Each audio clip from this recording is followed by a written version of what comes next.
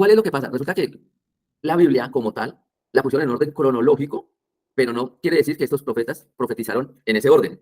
Me explico, si sabe cómo así leer. No, cuando ponen o cuando articulan la Biblia, ponen Isaías, Jeremías, ponen Lamentaciones, ponen Ezequiel y Daniel.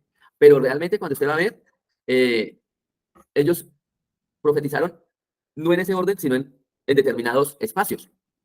¿Sí? Por lo que, entonces, hay que, al leer cada libro, nosotros necesitamos revisar bien su presentación para situarnos en qué tiempo fue la profetización de ese profeta, ¿ya? En este caso, profeta mayor. Vamos a mirar hoy entonces la introducción, libros sapiensales, los libros sapiensales, los libros sapiensales, profetas mayores, profetas menores. Eso los vamos a ver. ¿Listo? Vemos entonces que la Biblia se divide, como decía, en 5 secciones. Aquí vamos a mirar la Biblia hebrea. La Biblia hebrea se divide en 3 grandes secciones: Pentateuco o Torá, los profetas que son el Nebim, y los sapienciales que son el Ketubim, la Biblia hebrea. La Biblia cristiana que usamos nosotros se divide en 5: Torá o Pentateuco, profetas mayores, profetas menores, los sapiensales y los históricos. En orden serían Pentateucos, históricos, sapiensales, mayores y menores. Vamos a empezar entonces a ver los sapiensales. Obviamente estoy abriendo por aquí. Entonces, esos sapiensales, en la Biblia entonces, después de que se conocen sus 2 primeras secciones, ¿sí? Cuando se conocen entonces esas primeras secciones, que se conocen como la ley y los profetas, entonces, Torah y los profetas contienen a continuación una serie de 13 libros que se caracteriza por su diversidad y por su temática y su forma. Hay 6 son de índole histórico y narrativo, que son Ruth, primera y segunda de Crónicas, Esdras, Nehemías y Esther. Y los otros 6 son proféticos, como Job, Salmos, Proverbios, Cantar de los Cantares y Lamentaciones. Ojo que estamos hablando de la Biblia hebrea, no de la Biblia cristiana. Y uno más que es Daniel. Daniel es tomado como un libro sapiensal en la parte de la Biblia hebrea. No está incluido entre los profetas mayores. Aunque este libro de Daniel es un libro de índole totalmente apocalíptico, quiere decir, una gran parte de lo que se habla en el libro de Apocalipsis está revelado en el libro de Daniel. Entonces, ellos están realizando o están guardando, eh, toman esa, toman esa parte como esa mezcla, podríamos decir, ¿sí? Amalgamando temas, es decir, mezclando temas y estilos. Los que tuvieron entonces conceden un lugar destacado, conceden un especial lugar al género sapiensal del latín, ¿sí? Ese sapiensal viene del latín sapiencia. Eso que ellos tienen la sabiduría. Entonces, Job, por ejemplo, presenta, usted lee el libro de Job y el libro de Job es especial en la sabiduría.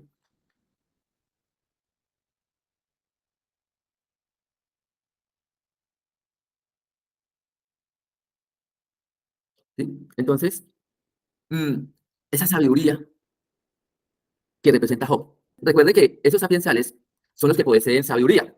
Cuando usted va a leer, por ejemplo, Anita, hace un tiempo Anita daba un testimonio de cómo ella eh, y se introdujo o empezó a estudiar lo que era Proverbios. Nosotros debemos de aprender a estudiar esos libros porque la palabra de Dios en estos libros de Job, Salmos, Proverbios, Cantares, por ejemplo, si usted lee el libro de Eclesiastés, el libro de Eclesiastés tiene una cantidad de sabiduría para que usted aplique a su vida. Resulta que es que esa sabiduría lo va a llevar hacia que usted pueda tomar y aprenda a tomar buenas decisiones.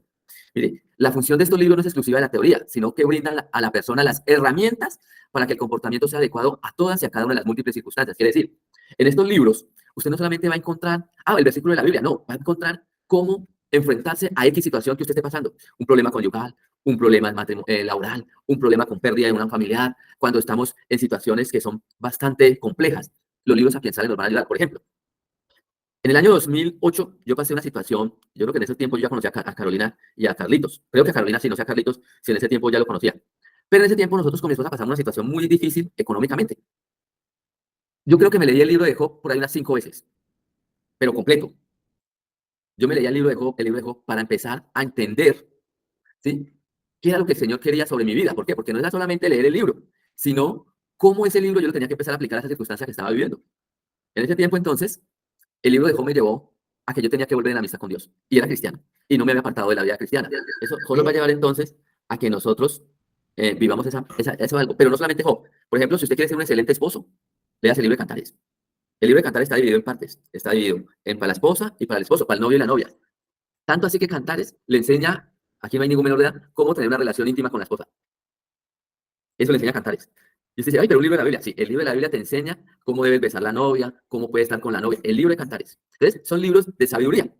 Esos libros, entonces, ¿qué más nos van dando? Esos libros nos van enseñando, entonces, en las múltiples circunstancias de la vida, cómo desempeñarnos de una forma correcta y qué papel es que viene a ocupar esa circunstancia. Ojo, recuerde que es que nosotros tenemos una mala, ¿cómo se le puede llamar? Como una mala mm, disposición, digámoslo así, a una mala circunstancia. Pero recuerde que las circunstancias buenas y malas vienen de Dios. Porque usted tiene que pasar por el desierto. Y recuerde que usted por el desierto pasa para ser formado, porque está en pecado o porque ya va a entrar a la tierra prometida. Esas tres circunstancias lo llevan al desierto. Y nosotros tenemos que preguntarle al Señor, Señor, el para qué, o el más bien el para qué sí, para qué voy a entrar a la tierra, para qué voy a entrar para qué voy al desierto. ¿Qué necesita usted hacer que yo haga en el desierto? Recuerde El que, por ejemplo, propósito, líder. exacto, por ejemplo, Moisés entró al desierto y no porque estaba pecando. Moisés entró al desierto con el propósito de llevar el pueblo a la tierra prometida. ¿Sí? Josué estuvo en el desierto y él entró al desierto para cruzarlo para entrar a la tierra prometida, pero allá se convirtió en un gran líder, lo formó.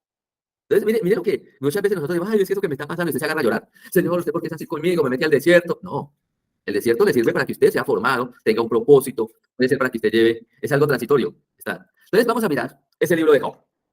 El libro de Job es uno de los libros más antiguos y complejos de la Biblia. ¿Y por qué más antiguo? Resulta que dicen, ¿sí?, algunos eruditos y algunos sapiensales, ¿sí?, hombres sapiensales que han estudiado la palabra de Dios, que el libro de Job es escrito por Moisés, el mismo que escribió el Pentateuco.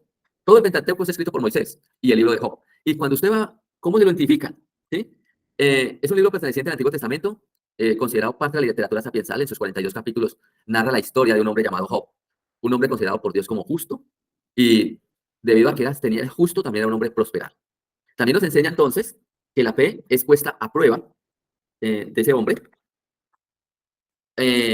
¿Por qué? Por una serie de calamidades, una serie de situaciones permitidas por Dios a instancia de Satanás. ¿Cómo así? Recuerde que el capítulo 1 y capítulo 2 de Job dice la Biblia que los hijos de Dios se estaban presentando delante del Señor. Los hijos del Señor fueron delante de Dios. Y en esa también llegó Satanás y el Señor le hace una pregunta. Le dice, ¿de dónde vienes? Y él dice, de morar la tierra. Y el Señor ahí mismo trae a memoria a Job. Y mire lo que hace Dios. Dios trae a memoria a Job y le dice, ¿no has considerado a mi siervo Job? Que no hay otro como él, recto y justo. Quiere decir, el Señor amaba tanto a Job que lo tenía en memoria. Y ahí mismo cuando dijo el diablo, yo vengo de morar la tierra, él no se acordó ni de Wilma, él no se acordó de nadie más por allá. Él se acordó de quién? De Job. Ahí mismo. No has considerado a mi siervo Job, bueno y recto. Y entonces ya el Señor, el diablo que le dice, quítale todo lo que le has dado y verás que se vaya a hablar blasfema contra ti. Y el Señor le dice, quítale todo, pero no lo puedes tocar a él. Y la segunda vez que le dice, no has considerado a mi siervo Job. Y entonces le dice, ahí ya el Señor le dice, porque es que tú me has incitado contra él. Y entonces, ¿qué le dice el diablo? Tócale su carne y verás que la enferma contra ti. Y el Señor que le dijo, tócale su carne, pero no lo puedes matar. Entonces le dan esa enfermedad a Job tan terrible la sarna. Y de ahí se desarrolla todo entonces el libro con tres pintas de amigos que tenía. ¿Sí? Que ellos vinieron a qué? Vinieron no a ayudar a Job, sino a condenar a Job. Tanto así que en el capítulo 42, el Señor le dice a Job, ora por tus amigos para poder yo perdonarlos. Entonces, ¿cómo todo desarrolla? El capítulo 38 de Job, 38, 37, 38, habla de la sabiduría. Voy a traerlo acá con texto, porque es un capítulo muy interesante. Capítulo 38 de ese libro de Job. Capítulo 38 de Job. ¿Dónde está? 38. Déjame que se me perdió.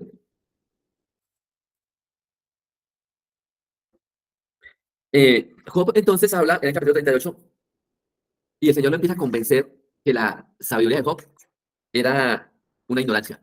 Imagínense, Dios convenció a Job de su ignorancia, diciéndole que su sabiduría era terrenal. ¿Sí? Él le dice, entonces respondió Jehová a Job desde un torbellino y dijo, ¿quién es ese que oscurece el consejo con palabras sin sabiduría? Entonces, perdón, Jehová empieza a hablarle a Job. Y hay una parte que a mí me gusta mucho, por ahí ahorita se les digo dónde está, y el Señor le dice, en el parte del capítulo 40, y él le dice a Job, ciñete ahora como varón, tus lomos, yo te preguntaré y tú me responderás.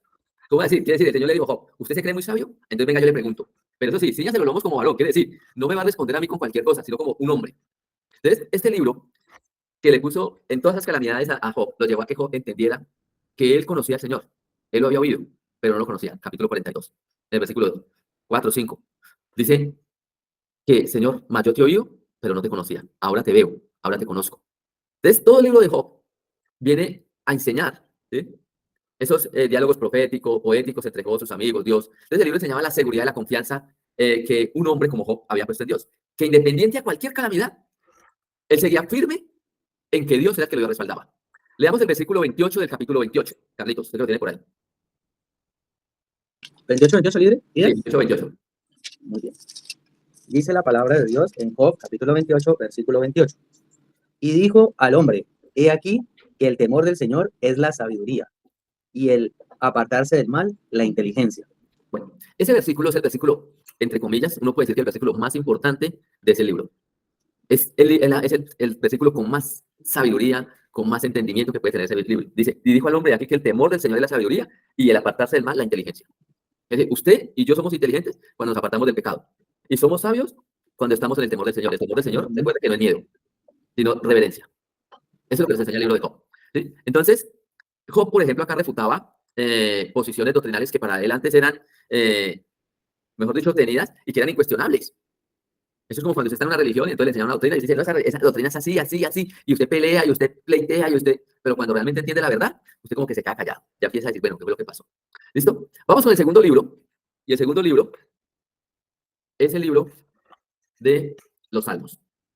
Los Salmos, entonces, es el mayor escrito que existe que da fe de una comunidad que adora. Quiere decir, el libro de los Salmos, el salmista nos relata, nos enseña cómo adorar al Señor a través de los salmos, ¿sí? Cómo dirigirnos hacia el Señor. Y nos comparte experiencias y los deseos más profundos del alma. Este salmista, en este caso, hay varios, eh, está David, que es el más reconocido. Hay otros dos, no me recuerdo cómo se llaman los otros dos. Está el Salmo de Moisés, que está en el Salmo 91, que la mayoría de las casas lo tienen abierta la Biblia en el Salmo 91. Es el Salmo de Moisés, que es el Salmo de protección, ¿sí? Pero como acá, este libro entonces comparte luchas, pero luchas espirituales, luchas físicas, luchas emocionales, cómo este hombre se siente fracasado, cómo este hombre también tiene esperanza, cómo en esos triunfos él no dejaba de adorar a Dios. Cuando entra en rebeldía, por ejemplo, en el Salmo 51. El Salmo 51 es la declaración de David frente al pecado de Betsabé. ¿Cómo entonces el Salmo 42 se escribe? Y el Salmo 42 es una de las mejores plegarias y más hermosas que hay. Cuando este salmista, ¿sí?, le dice al Señor, o le confiesa, eso que él vivía, dice, como el siervo brama por las corrientes de las aguas, así clama por ti, oh Dios, el alma mía. Es decir, era un hombre deseoso y ansioso de estar en la presencia de Dios. Y los salmos nos enseñan es el deseo, el querer, ese anhelo de estar en la presencia del Señor. Cada situación, cada calamidad, cada miseria que afecta al ser humano y a su entorno, el Señor utilizó entonces los salmos para defenderse de la tentación del desierto. ¿Se acuerdan en Mateo 4 cuando el diablo le da tentación, lo tienta? Ahí el Señor utiliza los salmos para salir y defenderse. Cuando está en el monte dando el sermón y cuando está en la crucifixión, si todos pasajes antes de consumar todo. Lo que está en Mateo 27:46 y Lucas 23:46 son tomados del Salmo 31:5. Pero ¿qué nos enseña entonces a nosotros ese salmista del Salmo 42? Hay algo, por ejemplo, que nosotros tenemos que aprender allí, y en el versículo 4 dice, me acuerdo de estas cosas y derramo mi alma dentro de mí, de cómo yo fui con la multitud y la conduje hasta la casa de Dios, entre voces de alegría y de alabanza del pueblo en fiesta. ¿Por qué te abates, oh alma mía, y te turbas dentro de mí? Espera en Dios, porque aún he de alabarte, salvación mía, Dios mío. Este hombre tenía un gran dolor, digámoslo así, era un gran siervo de Dios. Era un hombre que llevaba a la multitud a la casa de Dios, pero un día dejó de hacerlo por diferentes circunstancias, porque fueron llevados al exilio, porque fueron tomados por Babilonia, fueron tomados por el imperio asirio, bueno, por muchas cosas. Pero este hombre se acordaba y decía, me acuerdo de estas cosas y derramo mi alma dentro de mí. Él se acordaba de cómo fui con la multitud, cómo la conduje hasta la casa de Dios. Y muchos siervos, cuando uno se aparta del Señor, me acuerdo que en el año 2014 que yo llegué a Buga, una de las mayores pruebas era que yo venía de dirigir en Cali, y llegué a Buga y no dirigí, en la congregación a la cual pertenecía, no me dejaron entrar a dirigir, no pude dirigir. Y estuvimos casi un año nosotros quietos, sin dirigir. Y a mí me pasaba lo de este salmista. Yo le decía, Señor, yo me acuerdo de cuando tenía que salir y pasar a buscar las multitudes para ti. Y yo tengo unas experiencias muy bonitas. Por ejemplo, cuando empezamos esa primera ministerio que nos entregaron nosotros de parejas, yo tengo más o menos unos 18 o 20 años de estar dirigiendo parejas. Y nos entregaron una sola pareja. Y esa pareja tenía como un recelo porque ellos eran mucho más antiguos en esa iglesia donde ellos estaban que mi esposa y yo. Entonces ellos eran la única pareja que había. Y bueno, vienen y nos ponen un líder que es nuevo. Entonces era como un recelo. Hoy en día somos grandes amigos. ¿Sí? Él está en España y somos grandes amigos. Y de ahí para allá nos convertimos en esos líderes que él todavía hoy me llama y me dice, líder, tengo este problema, ayúdeme. Aunque se sigue congregando en la otra iglesia. Él me dice, líder, ya tengo esta situación, ayúdeme por esto. ¿Qué me dice? ¿Qué puedo hacer? Aunque yo ya no tengo unción sobre la vida de él porque la unción la da la autoridad delegada. Yo le doy un consejo, pero le doy un consejo que a través de la palabra del Señor. Entonces, esas multitudes, ese año que estuvimos nosotros sentados, yo me acordaba de este salmista del capítulo 42, de cómo mi alma se abatía, de cómo entonces ya uno no puede servirle al Señor. El Salmo 42, o más bien los Salmos, el Señor, los Salmos dan una profunda enseñanza de cómo yo debo adorar, exaltar, glorificar al Señor. Y es impactante el Salmo 150. Carlitos, Salmo 150 para que pasemos a otro libro. Alabad a Dios en su santuario, alabadle en la magnificencia de su firmamento, alabadle por sus proezas, alabadle conforme a la muchedumbre de su grandeza, alabadle al son de bocina, alabadle con salterio y arpa, alabadle con pandero y danza, alabadle con cuerdas y flauta, alabadle con címbalos resonantes, alabadle con címbalos de júbilo. Todo lo que respira, alabe a Jehová, aleluya. Entonces, mire algo muy importante aquí. El Señor dice entonces que alabe a Dios en su santuario, quiere decir, en la congregación. De pronto porque muchos estamos virtuales, pero usted porque está virtual no puede dejar de hacer la alabanza. La gente, mire, la gente tiene una mala, ¿cómo se le llama eso, hijo? Mal hábito. Un mal hábito. Y es que la gente llega tarde a la alabanza. La gente llega tarde cuando la alabanza está terminando. ¿Sabe qué piensa la gente? Que la alabanza es, ese es el tiempo que da líder para que la gente llegue. Errado, falso y mentiroso. La alabanza es la preparación para entrar. Dice, alaba a Dios en su santuario, alabarle la magnificencia de su firmamento, alabarle con sus proezas, alabarle conforme a la muchedumbre de su grandeza. Es decir, para yo entrar a ese lugar santo, para entrar a esa presencia de Dios y su palabra me llegue al corazón, ¿sí? Me llegue al corazón, entonces la alabanza prepara ese autocarito, prepara el corazón para que yo esté dispuesto a escuchar entonces la palabra de Dios. Por eso entonces cuando él finaliza este salmo, ¿qué le dice? Todo lo que respire alabe a Jehová. Todo, mejor dicho. Animales. Usted no vea, un día con Carlos, yo no sé si Paola está conectada. Pero un día estábamos con Carlos, Charlie y con Paola, nos habían invitado para una finca en Darien. Y yo estaba haciendo los devocionales. Yo no los paré, sino que yo le dije, Carlito, pero yo me voy, pero hacemos los devocionales allá. Y me dijo, sí, hágale. Y nosotros salíamos a las 5:30 a hacer el devocional con Paola y Carlitos, y los pájaros cantaban. Ahí mismo empezaban, nosotros poníamos la alabanza y los pájaros salían a cantar. Y cantaban mientras que estábamos en la alabanza. Y cuando empezábamos la palabra de Dios, ellos como que hacían más ruido, como la alegría de que ellos estaban escuchando eso que se hablaba. Y Carlos y Paola estaban ese día con nosotros, de cómo lo hacían. Entonces, muchas veces nosotros decimos, no, es que la alabanza no. Mire, los salmos te enseñan a que usted y yo entremos con gozo delante del Señor. Otro libro es el libro de Proverbios. Este sí que es un libro bastante agradable. El libro de Proverbios es atribuido principalmente al rey Salomón. ¿Sí? Es una recopilación de dichos, de enseñanzas sobre sabiduría, justicia, moralidad. Este libro se centra entonces en proporcionar orientación práctica para vivir una vida recta, prudente y ofrece una gran gama de temas de relaciones interpersonales. Mejor dicho, una persona que tenga problemas de relaciones interpersonales, que no se la lleva bien con el papá, con la mamá, con los vecinos, con los del trabajo, con él mismo, lea los proverbios. Es una amplia gama de yo aprender a tener relaciones interpersonales, de ser ético, de tener misericordia por los demás. Entonces, Proverbios, ¿qué pasa? Proverbios se caracteriza por su estilo poético y con muchos de sus versículos siendo fácilmente memorizables y aplicables a la vida diaria. Por ejemplo, cuando usted va a Proverbios 4:23, es el que habla del corazón. ¿Sí? Entonces, Proverbios 4:23, recuerden que es 4:23. Carlitos, ¿cuál tiene allí? Así, Bien, hágale. mira, que yo tengo aquí, Proverbios 1, 21, dice que ofrece el consejo cálido que uno tiene creciendo de una buena familia. Nos guía en forma práctica para poder encontrar el propio camino en el mundo. Se ocupa de temas tanto pequeños como grandes. Hablar demasiado, visitar demasiado a los vecinos, ser intolerables, jovial a temprana hora de la mañana. Los primeros 9 capítulos que explican el propósito de la sabiduría de Proverbios son dichos como de padre a hijo. La voz paternal dice 15 veces, hijo mío. Parte de los consejos parecen particularmente adecuados para la gente joven. Advertencia en contra de unirse a las pandillas, por ejemplo, o por apremiantes advertencias en contra del sexo fuera del matrimonio, pero el mensaje central de Proverbios tiene vigencia para todos, ancianos y jóvenes. Consigue sabiduría a cualquier precio. Es un ruego para que uno esfuerce su mente y agudice su oído en la búsqueda de una sabia manera de vivir. Mire, y cuando usted va entonces a Proverbios, para completarle, Carlitos, usted lee el versículo 1, 2, 3 del capítulo 1.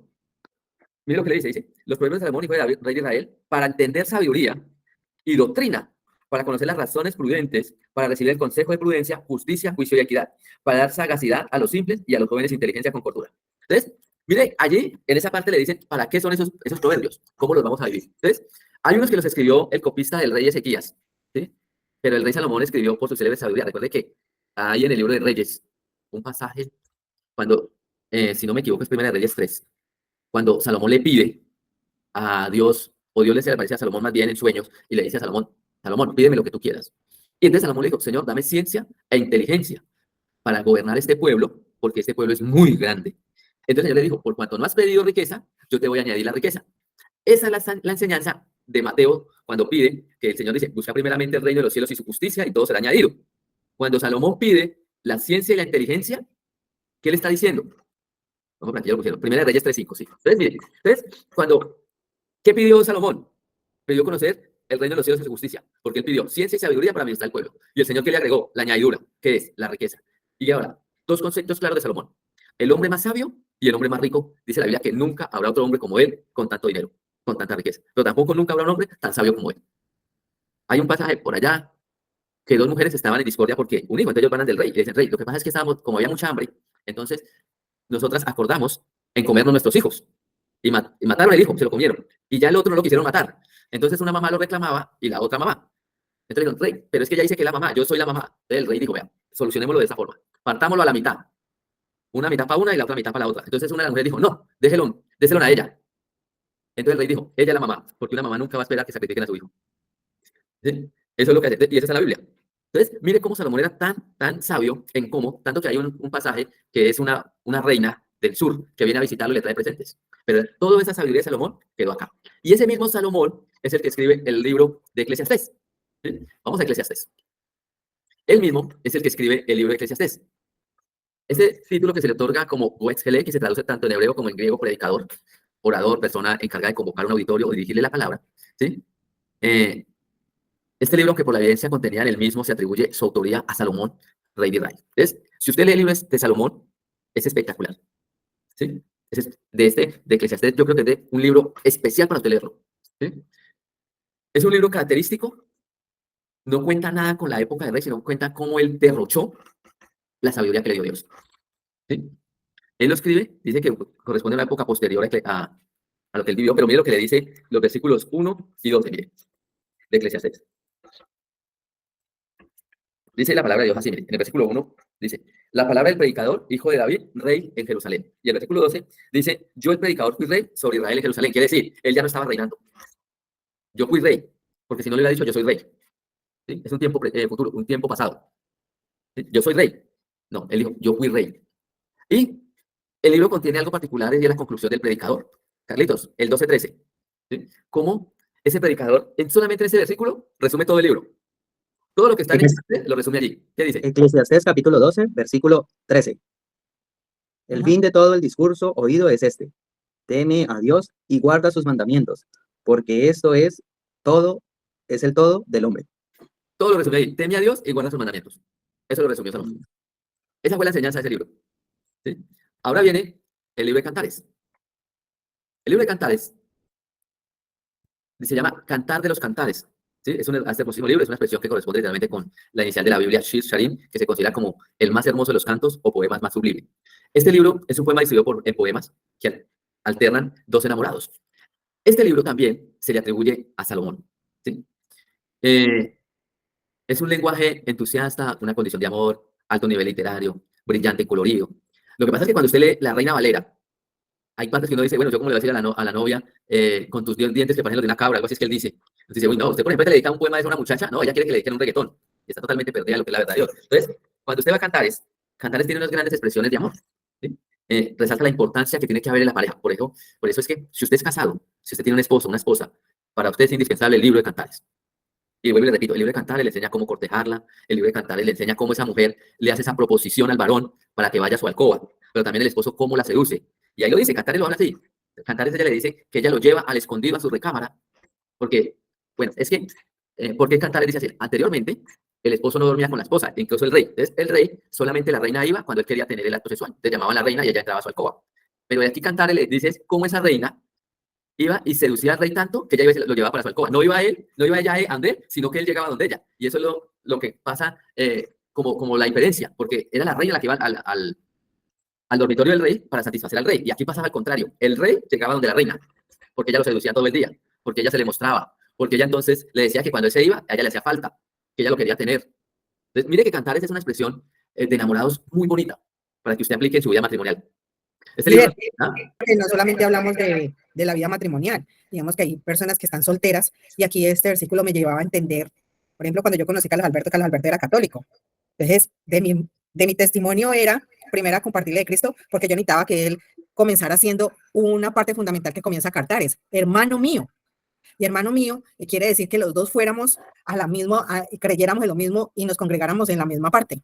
Y de ahí pasamos a un segundo plano que es amigo mío. Entonces, vamos al mismo parte, pero nos vamos a convertir amigos, ¿sí? No amigos con derechos, sino amigos solamente para conocernos. Y de ahí pasamos a un tercero que es Paloma. Y empecé a ser su novia, donde él me respetaba, me cuidaba y todo. Y ahí ya terminamos un cuarto que es perfecta, que es cuando yo ya soy casada con él, porque ya es la ayuda idónea para él. Entonces, digamos que cuando yo conocí este versículo, entendí cuando era soltera que yo necesitaba tener una persona idónea, desde hermana, amiga, paloma y perfecta para seguir en Cristo.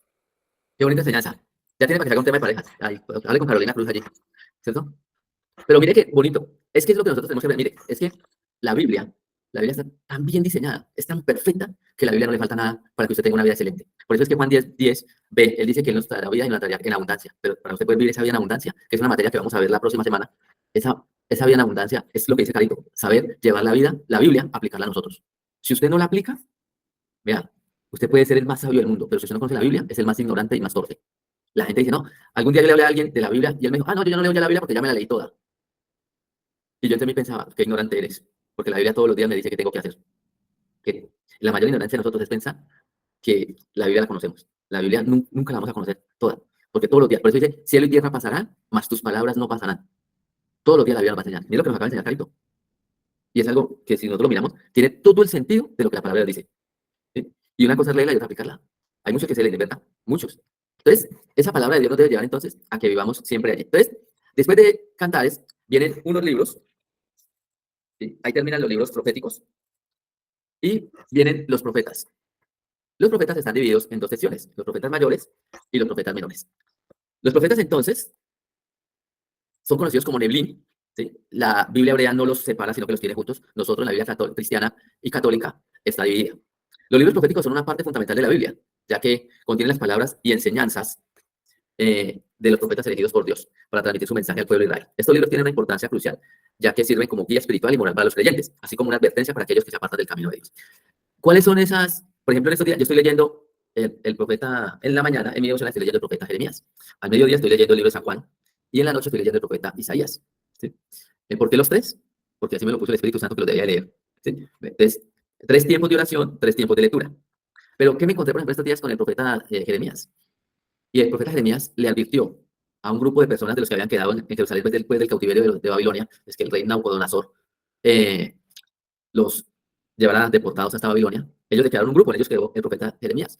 Y vino un grupo de los hombres, de los príncipes, sabios, de los importantes que habían quedado. Y le dijeron, Jeremías, pregúntale a Dios, ¿qué hacemos? Jeremías va y le pregunta al Señor, y el Señor le dice que se queden allí, en Jerusalén, que él los va a respaldar. Cuando Jeremías ellos vuelven y le preguntan, Jeremías dice, mire, Dios dijo que nos quedáramos. Y entonces ellos dijeron, usted nos está mintiendo, nosotros nos vamos para Egipto. Y entonces Jeremías decía, pero es que no sean tercos. Nosotros ahora, y mire la expresión que ellos dicen, dice, nosotros ahora no vamos a atender la voz de Dios, sino haremos conforme a lo que nosotros pensamos. La mayor ignorancia de estos sabios. Y se fueron para Israel, para Egipto. ¿Y sabe qué le dijo el Señor? Los voy a destruir. A los que son espada a espada, a los que son muerte a muerte, y a los que son cautivos, cautivos. Pero los voy a destruir porque no escucharon mi voz. Entonces, esos eran los profetas. Esos profetas venían. Y hoy muchas veces el profeta, si usted toma, el profeta Jeremías es el profeta actual. Para los tiempos de hoy, le hace el profeta Jeremías. Estudia el profeta Jeremías.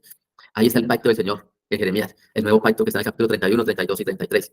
Entonces, cómo Dios detalla, cómo Dios habla a través de los profetas. Los profetas son muy viejos, sí, pero las profecías no han pasado. Si usted ve, cuando el profeta Daniel le habla de las 70 semanas, apenas estamos en la semana, estamos terminando la semana 69. Y el profeta Daniel da los tiempos, ¿sí? Para que venga el Señor. Entonces, ¿cómo muchas veces nosotros, por nuestra ignorancia, pensamos que las profecías de la Biblia ya fueron cumplidas? No, muchas no. La venida del Señor no se ha cumplido. La redención de Israel no se ha cumplido. Israel tiene que ser redimido para que venga el Señor. Tiene que ser entonces nuevamente volverse el corazón a Dios. La paz al mundo llega cuando venga el Señor Jesucristo. El resto no va a llegar. El Señor, la Biblia nos dice, ora por la paz de Israel. Dijo, Mira, líder, que allí dice que el renuente mensajero de Dios, que él se sentía atemorizado e inseguro, pero en su corazón ardía un mensaje. Sé que Jeremías tuvo una vida más dramática de la Biblia, y eso ya es mucho decir, pero aprendió a gustar del papel que le tocó desempeñar. Gustar el papel. Mire, cuando usted va a mirar a los profetas, la mayoría tenían serios problemas. Por ejemplo, Elías era un hombre que la Biblia no dice que tenía depresión, pero dice que vivía en eh, los mismos síntomas del hombre. Con algo dice en Santiago. Algo así es que dice, ¿no? Que el profeta Elías tenía problemas emocionales. Si usted va a ver, cuando Elías, cuando fue llamado Jeremías era muy joven. Entonces buscó una excusa. Cuando Isaías dijo, Señor, es que yo tengo una boca perversa. Y entonces el Señor le quemó la boca con un carbón caliente. Cuando fue ante Jonás, ¿qué hizo? Huyó para no llevar la prédica. Huyó cuando él quiso hacer lo que quería. Entonces, cuando usted ve entonces el profeta Malaquías le habla a todos los reyes, los sacerdotes. Y muchos de los profetas de acá tenían grandes situaciones que si nosotros nos ponemos a mirar, entonces, Oseas, por ejemplo, usted lee el libro de Oseas y a usted le da tristeza, porque Oseas fue casado con una mujer, esa mujer se lo jugó, se fue con otro. Primero era casado con una prostituta, Dios lo mandó a casarse con una prostituta. Después esa mujer se fue a prostituirse otra vez. Y el Señor, en vez de decirle, no, rechácela, le dijo, vaya, vuelva y cómprela, vuelva y hágala a su esposa. Y así sucesivamente, pobre Oseas, ¿sí? Según el plan de Dios, para poder mostrar que Oseas era casado porque, así como Oseas era casado con una prostituta y amaba, Dios era casado con un pueblo prostituta. Así le llama el Señor a Israel, pero lo amaba, o lo ama. Entonces, muchas veces para nosotros nos cuesta decir, uy, ¿cómo así? ¿Cómo Dios va a amar tanto a Israel? Es un pueblo, así se prostituya. Ese pueblo es amado por Dios y Dios lo está esperando. Es como, perdón, líder, es como la iglesia de Efesos. Puede ser, sí, pero la iglesia de Efesos era la iglesia de los gentiles, ¿no? Que ellos los hicieron devolver. Pero Israel es el pueblo amado. Y así le enseñó a Oseas. Entonces, por ejemplo, como Habacuc habla y le dice, mire, el Señor es dueño del oro y la plata y de todo lo que hay. ¿Usted por qué lucha? ¿Usted por qué pelea por plata, por riqueza? Entonces, todos estos profetas nos llevan entonces a que entendamos cada una de las cosas que nos tiene preparado el Señor. Leas en el profeta Ezequiel, espectacular. ¿Sí? Entonces, los libros proféticos enseñan algunas cosas, por ejemplo, o bueno, algunas cosas no, vienen a enseñar estas cosas: arrepentimiento, anuncio del juicio, promesas de la restauración y la revelación del Mesías. Eso enseñan los libros proféticos: arrepentimiento, anuncio del juicio, la promesa de la restauración, la revelación del Mesías. Todos enseñan lo mismo, mayores y menores. Los profetas entonces instaron al pueblo a volver a Dios, a abandonar sus pecados, seguir los mandamientos divinos, advertían sobre las consecuencias del pecado y la desobediencia. Anuncio del juicio. Los profetas declararon juicios inminentes sobre Israel y otras naciones debido a la idolatría, la injusticia, la infidelidad, y estos juicios incluían invasiones, exilios y otras calamidades. Vean, por ejemplo, lo que está pasando hoy con Israel. Eso es profético. Lean el libro de Abdías, para que usted entienda lo que está pasando hoy en Israel. Abdías. Ese es, me parece que si no me equivoco, es el cuarto libro de los profetas menores. Abdías. Léanlo. Y ahí, estúdielo muy despacio, y usted va a entender a Israel hoy. Las promesas de la restauración. A pesar de los mensajes de juicio, los profetas también anunciaron la esperanza de restauración. Prometieron que después del castigo, Dios traería renovación y restauración, la revelación a su pueblo. La revelación del Mesías. Muchos profetas predijeron entonces la venida de un Mesías, un Salvador que traerá paz. Isaías, por ejemplo, habla extensamente del siervo sufriente que cumpliría el plan de la redención. ¿Sí? Por último, entonces miremos acá ese taller aplicativo, la tarea. Ustedes tenían una tarea, ¿no? Ahorita miramos cómo le fue con la tarea. No me la que fue pasado porque era para el lunes, antes les di más días. Carolina ya se desconectó. Sí, líder. Bueno, taller aplicativo. Realice una línea del tiempo de los jueces que gobernaron a Israel desde la conquista. Quiere decir, váyase al libro de jueces, empezando desde Josué, ¿sí? Y empieza a decir, ¿en qué tiempos? ¿Qué juez, por ejemplo? ¿En dónde fue juez Débora? ¿En dónde fue juez Sansón? ¿Qué pasa? Esa es la línea del tiempo. Dos, realice una línea del tiempo de los reyes y profetas de Israel y de Judá. Me explico. Usted coloca el rey David, ¿sí? Primer rey. Por ejemplo, voy a poner así, Saúl. Profeta, Samuel. Profeta, rey David. Profeta, Saúl y el profeta Naamán. Usted va buscando, tiene que ir buscando qué rey y qué tiempo había. Cuando viene la división del reino, entonces en el rey del norte habían unos profetas y en el rey del sur habían otros profetas. ¿Qué rey había en el sur, qué rey había en el norte y cuál era el profeta? ¿Esto para qué? Para que tengamos un contexto claro cuando nos hablen de los profetas. ¿Listo? Esa es la tarea. Por último, el versículo a memorizar. Lucas 24:46. Y les dijo, así está escrito y así fue necesario que el Cristo padeciese y resucitase de los muertos al tercer día. ¿Por qué este versículo? Este versículo está en el Antiguo Testamento. ¿Sí? Lucas 24:46 es el versículo para hoy. ¿Listo? Bueno, familia, vamos a orar. Vamos a invitar entonces a uno de los que está acá que nos debe orar.